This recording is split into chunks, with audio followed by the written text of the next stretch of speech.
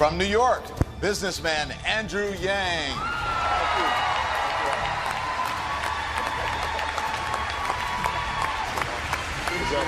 Thank you, Joe. Andrew Yang. If you've heard anything about me and my campaign, you've heard that someone is running for president who wants to give every American $1,000 a month. I know this may sound like a gimmick, but this is a deeply American idea, from Thomas Paine to Martin Luther King to today. Let me tell you why we need to do it and how we pay for it. Why do we need to do it? We already automated away millions of manufacturing jobs, and chances are your job could be next. If you don't believe me, just ask an auto worker here in Detroit. How do we pay for it? Raise your hand in the crowd if you've seen stores closing where you live. It is not just you. Amazon is closing 30% of America's stores and malls and paying zero in taxes while doing it. We need to do the opposite of much of what we're doing right now, and the opposite of Donald Trump is an Asian man who likes math. So let me share the math. $1,000 a month for every adult would be $461 million every month right here in Detroit alone. The automation of our jobs is a central challenge facing us today. It is why Donald Trump is our president, and any politician not addressing it is failing the American people. Mr. Yang, I want to bring you in. You support a Medicare for All system. How do you respond to Governor Inslee? Well, I just want to share a story. When I told my wife I was running for president, you know the first question she asked me? What are we going to do about our health care? That's a true story, and it's not just us. Democrats are talking about health care in the wrong way. As someone who's run a business, I can tell you flat out our current health care system makes it harder to hire. It makes it harder to treat people well and give them benefits and treat them as full-time employees. It makes it harder to switch jobs, as Senator Harris just said, and it's certainly a lot harder to start a business. If we say, look, we're going to get health care off the backs of businesses and families, then watch American entrepreneurship recover and bloom. That's the argument we should be making to the American people. Right. Thank you, Mr. Yang. Mayor de Blasio. Mr. Yang, your response. I'm the son of immigrants myself. My father immigrated here as a graduate student and generated over 65 U.S. patents for GE and IBM. I think that's a pretty good deal for the United States. That's the immigration story we need to be telling. We can't always be focusing on some of the distressed stories. And if you go to a factory here in Michigan, you will not find wall-to-wall immigrants. You will find wall-to-wall robots and machines. Immigrants are being scapegoated for issues they have nothing to do with in our economy. Thank you, Mr. Yang. Senator Booker. Mr. Yang, your response? I speak for just about everyone watching when I say I would trust anyone on this stage much more than I would trust our current president on matters of criminal justice. We cannot tear each other down. We have to focus on beating Donald Trump in 2020. I want to share a story that a prison guard, a corrections officer in New Hampshire said to me. He said, we should pay people to stay out of jail because we spend so much when they're behind bars. Right now, we think we're saving money. We just end up spending the money in much more dark and punitive ways. We should put money directly into people's hands, certainly when they come out of prison, but before they go to prison. Thank you, Mr. Yang.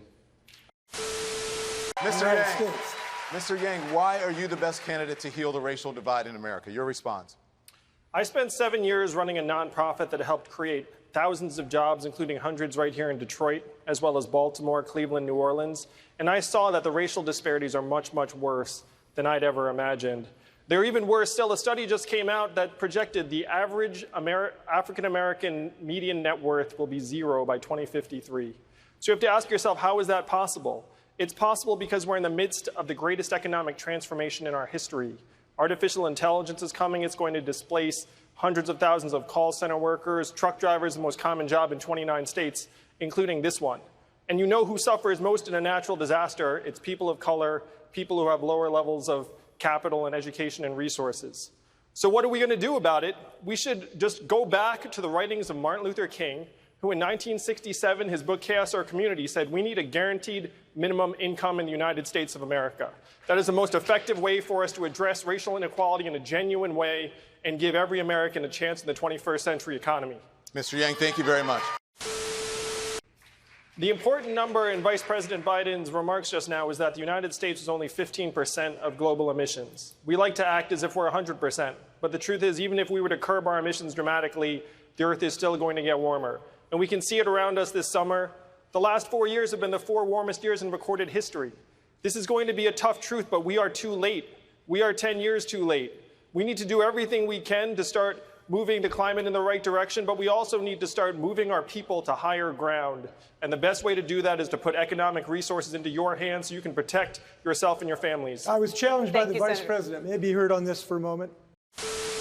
Mr. Yang, in poll after poll, Democratic voters saying that having a nominee who can beat President Trump is more important to them than having a nominee who agrees with them on major issues. And right now, according to polls, they say the candidate who has the best chance of doing that, of beating President Trump, is Vice President Biden.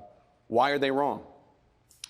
Well, I'm building a coalition of disaffected Trump voters, independents, libertarians, and conservatives, as well as Democrats and progressives. I believe I'm the candidate best suited to beat Donald Trump. And as for how to win in Michigan and Ohio and Pennsylvania, the problem is that so many people feel like the economy has left them behind. What we have to do is we have to say, look, there's record high GDP and stock market prices. You know what else are at record highs? Suicides, drug overdoses, depression, anxiety. It's gotten so bad that American life expectancy has declined for the last 3 years. And I like to talk about my wife who's at home with our 2 boys right now, one of whom is autistic. What does her work count at in today's economy? 0, and we know that's the opposite of the truth. We know that her work is among the most challenging and vital. The way we win this election is we redefine economic progress to include all the things that matter to the people in Michigan and all of us, like our own health, our well-being, our mental health, our clean air and clean water, how our kids are doing. If we change the measurements for the 21st century economy to revolve around our own well-being, then we will win this election. Congresswoman Gabbard, your response?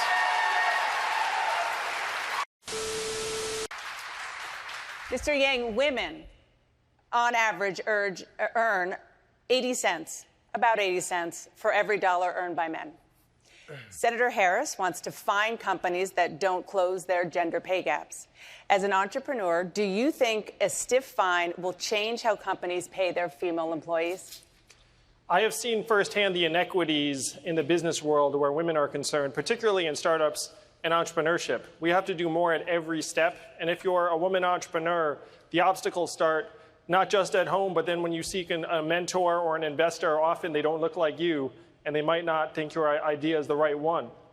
In order to give women a leg up, what we have to do is we have to think about women in every situation, including the ones who are in exploitative and abusive jobs and relationships around the country. I'm talking about the waitress who's getting harassed by her boss at the diner, who might have a business idea, but right now is stuck where she is. What we have to do is we have to give women the economic freedom to be able to improve their own situations and start businesses. And the best way to do this is by putting a dividend of $1,000 a month into their hands. It would be a game changer for women around the country because we know that women do more of the unrecognized and uncompensated work in our society. It will not change unless we change it. And I say that's just what we do. Senator Harris, your response. I think that's support of my proposal. Congresswoman, Mr. Yang, Iran has now breached the terms of the 2015 nuclear deal after President Trump withdrew the U.S. from the deal. And that puts Iran closer to building a nuclear weapon, the ability to do so at the very least. You've said if Iran violates the agreement, the U.S. would need to respond, quote, very strongly. So how would a President Yang respond right now? I would move to de-escalate tensions in Iran because they're responding to the fact that we pulled out of this agreement. And it wasn't just us in Iran. There were many other world powers that were part of that multilateral agreement. We'd have to try and re-enter that agreement, renegotiate the timelines because the timelines now don't make as much sense. But I've signed a pledge to end the forever wars. Right now, our strength abroad reflects our strength at home. What's happened, really? We've fallen apart at home, so we elected Donald Trump. And now we have this erratic and unpredictable relationship with even our long-standing partners and allies. What we have to do is we have to start investing those resources to solve the problems right here at home.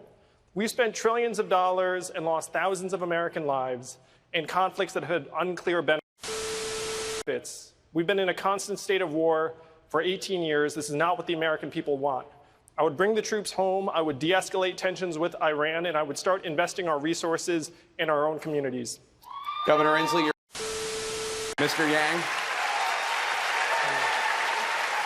You know what the talking heads couldn't stop talking about after the last debate? It's not the fact that I'm somehow number 4 on this stage in national polling. It was the fact that I wasn't wearing a tie.